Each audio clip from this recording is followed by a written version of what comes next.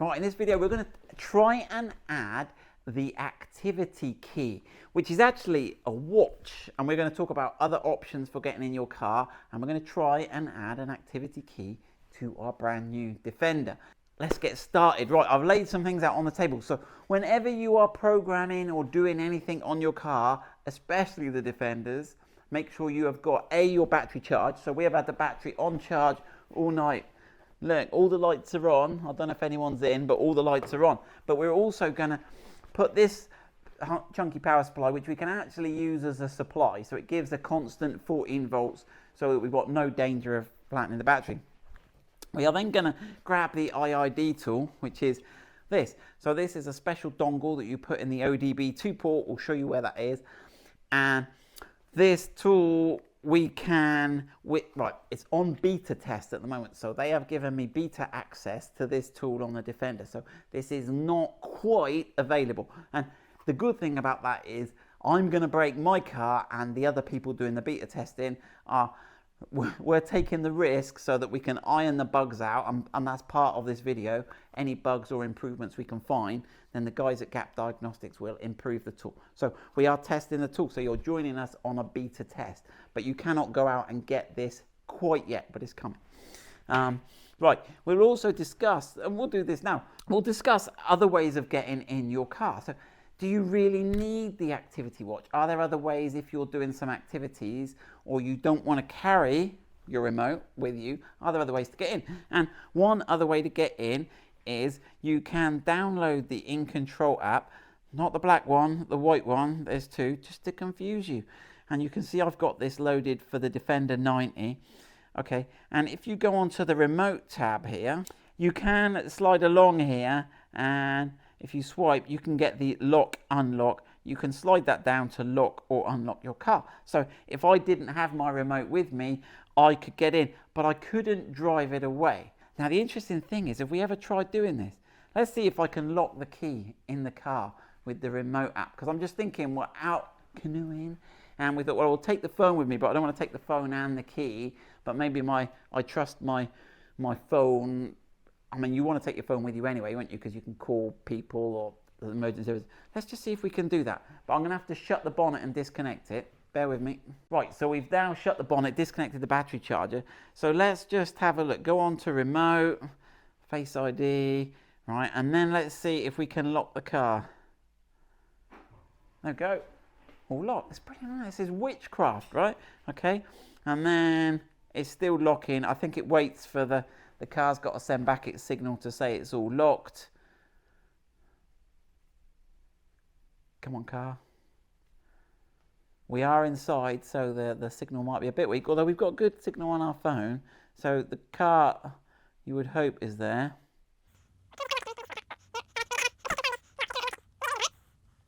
Right, so we stopped it there, but it's at 11, so it took a couple of minutes, and it's request timed out.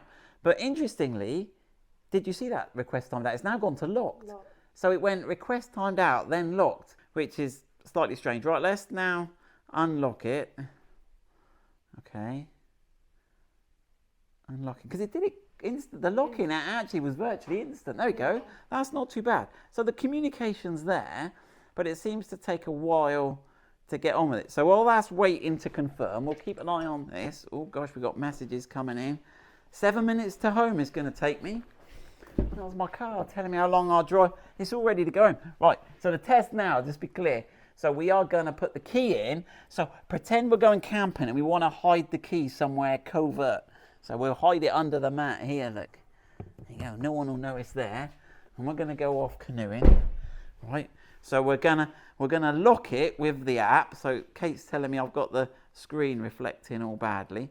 So there we go. So let's lock my key in the car. Right. Is it going to let you lock your key? Yes. Look. So you can lock your key in the car, and you can go off camping. Just take your phone, put it in a plastic bag, or are iPhones waterproof, Kate? I don't think so. Don't think so. Splash-proof. Splash-proof. So we'll go and... But that's good. We haven't got another thing to worry about. So that's all locked away. Okay. And then we can pull up to unlock. There we go. Right. And let's unlock. There we go. Unlock, and I've got my key back. Right, so that's an option. Right, we've digressed. When I last checked, there is an app that transfers from this phone onto your iWatch. So your iWatch is linked to your phone, and the Apple Watch, I think is, right, the Apple Watch is quite waterproof. But I don't think last time I tried on the Apple Watch, when we had Tyler here, he tried it on his Apple Watch and it didn't have the lock unlock function. If you've tried that with success or failure, please add to the comments below. Right, now back to the video. What are we talking about? So this is the Land Rover Jaguar activity key. Okay, now be careful when, this is actually the Jaguar one, you can tell by the part number, and it's going to come up with a Jaguar logo. But we haven't tried, we'll do another video where you can change the logo from Land Rover to Jaguar to SV, special vehicles. And we'll have a look at that. We've got an activity key. The key thing to notice, see what I did there, Kate? You did. That was good, wasn't it? Is where it says here, you've got the MHZ, which is megahertz. It's the 3 numbers before that. So this is 434 megahertz, which is the frequency used in Japan, the UK. The other one is something like 315. The 315 is for the USA market. So if you're buying one, and how do we know this, Kate? Because the first one we ordered a UK wristband for the stick, and they sent me a US one. It was in the wrong, it actually had that written on there, but this part number bag was wrong, and it cost me loads of money going to Land Rover 3 times to get it sorted. But we did get it sorted in the end because they sent someone down and realised it was the wrong watch. So this is, what have we got in the box? Okay, so this is a one. Now first, let's have a look. Does it come charged up? It's got a removable cover on it. It's not charged. So one thing we are going to have to do is, when we go and have a cup of tea, so let's have a look, what do we get in it?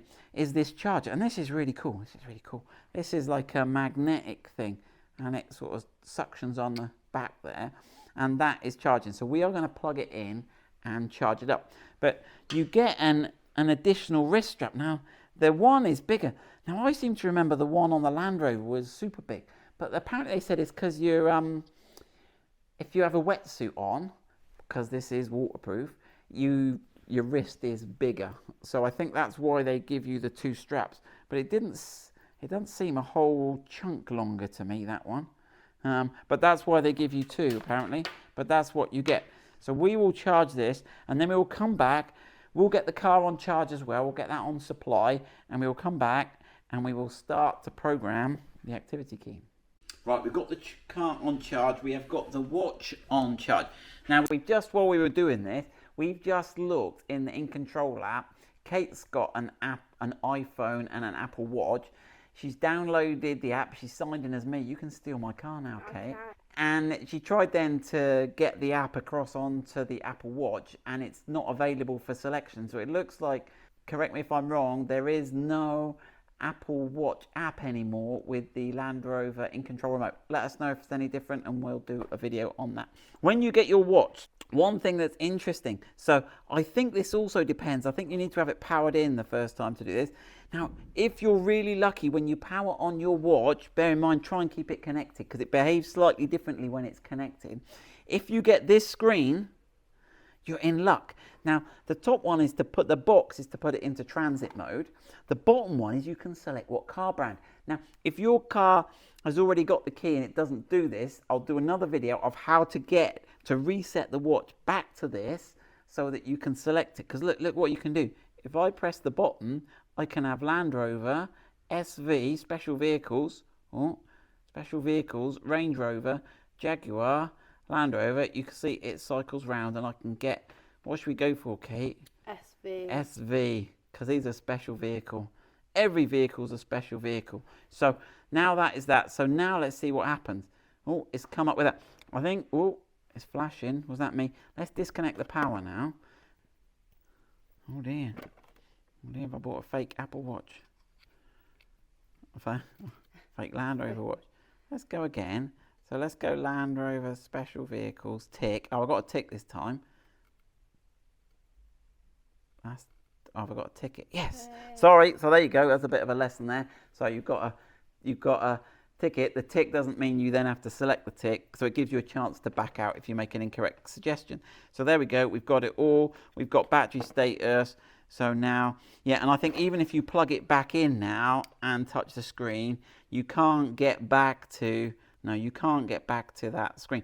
One thing to note here, and we'll get onto this in the next video, can you see the little Bluetooth logo in the top left as you're looking at it? Yeah. Only the Bluetooth becomes active when it's plugged in. You can see it's gone now.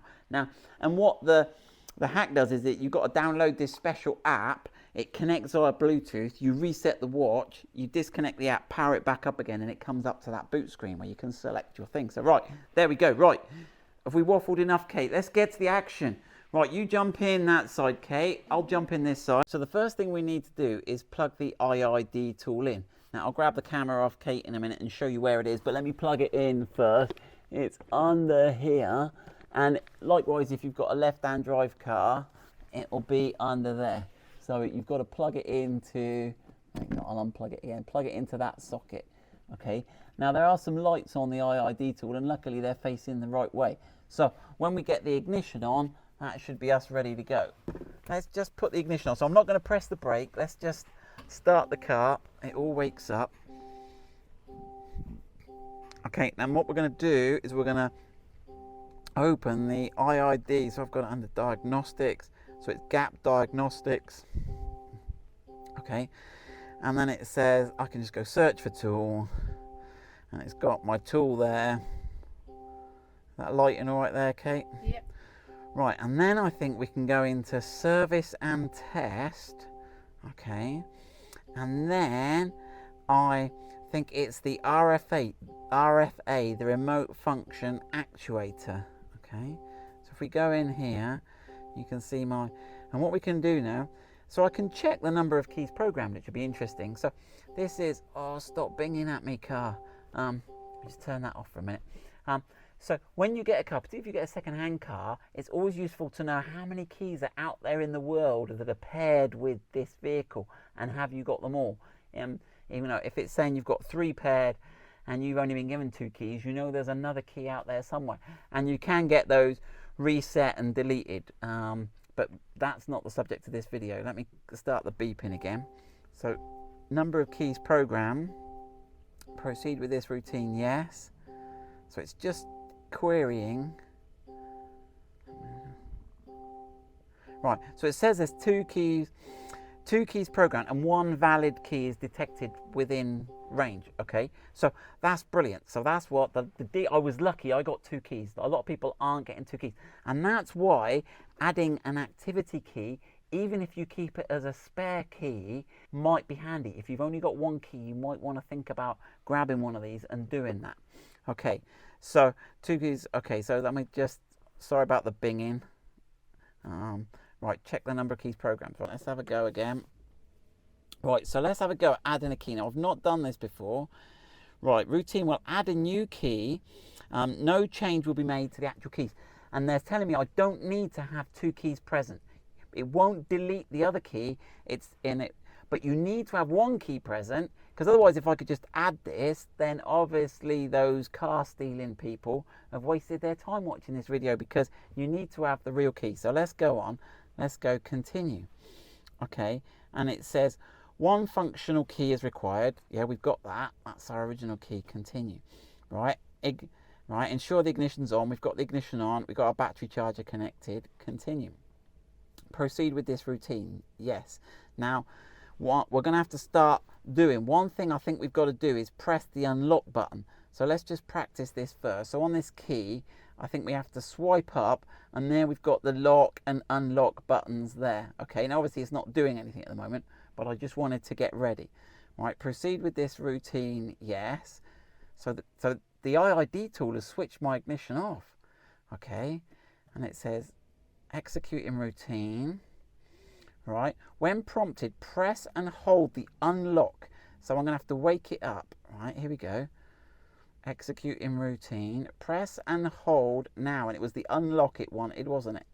Right, I'm pressing and holding. I'm pressing and holding. I'm pressing and holding. When can I let go? Process successful, but key not accepted. Oh no. Should we try again? Try again. Continue. Programming fault. Continue. Operation failed E9. Again, this is a beta tool, so this we can feed this back. Now let's just check.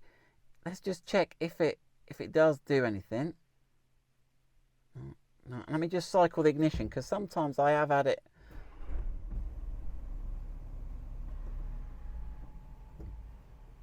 I have had it where it does do funny things. No, so that appears to be doing nothing on the car. So let's just check if it was paired, what it should.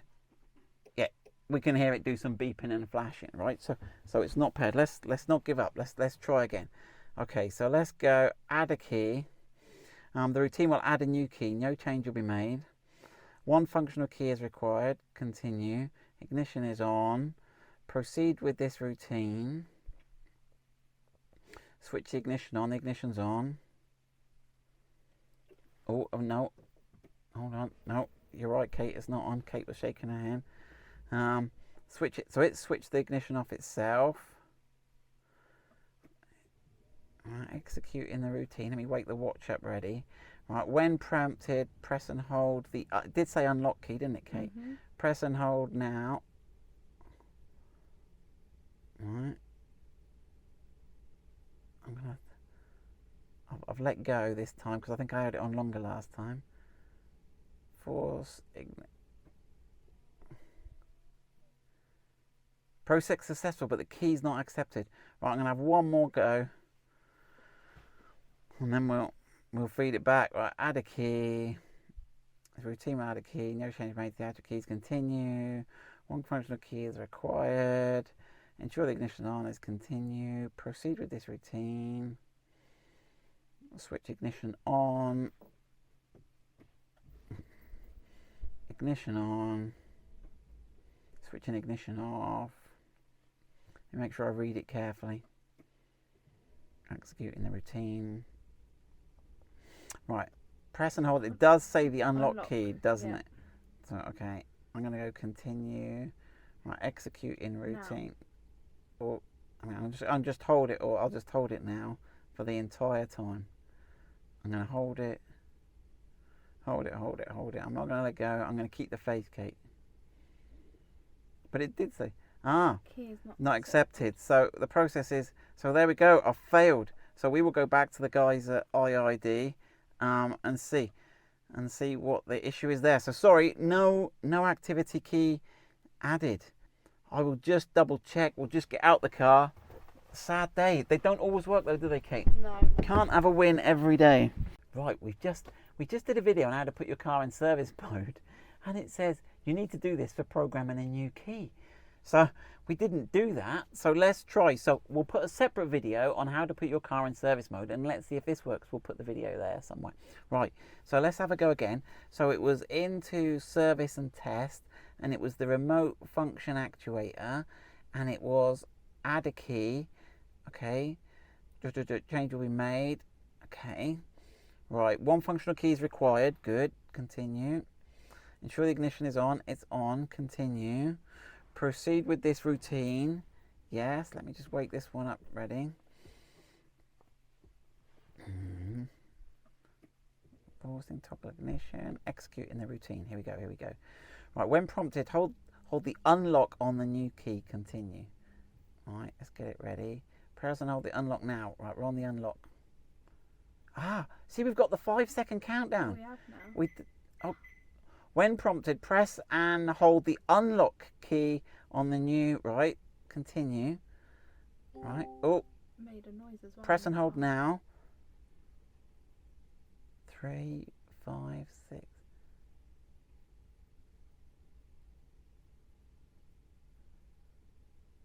Forcing toggle ignition. Come on. Operation successful. Continue. Should I check the number of keys program? Yeah. See if it says 3. Switch ignition on.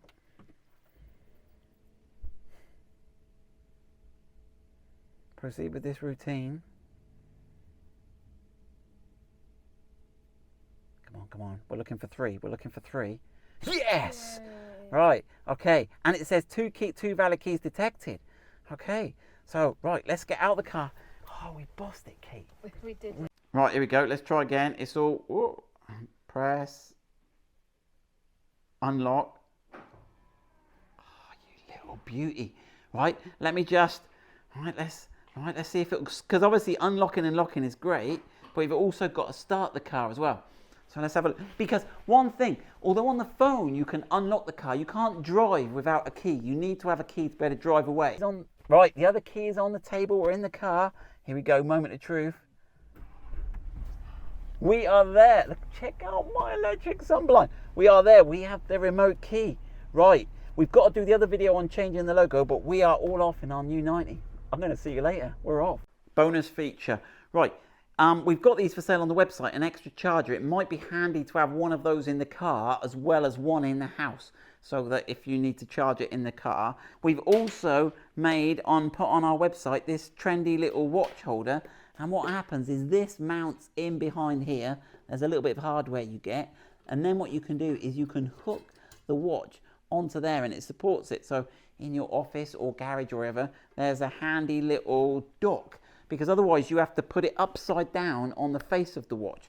The way it is, I've got the plastic cover on, but to put that on, you have to have it upside down with the way Land Rover got it, and I was worried I would scratch the watch face. So check out our website. Silver and black colour. Look at me, QVC style.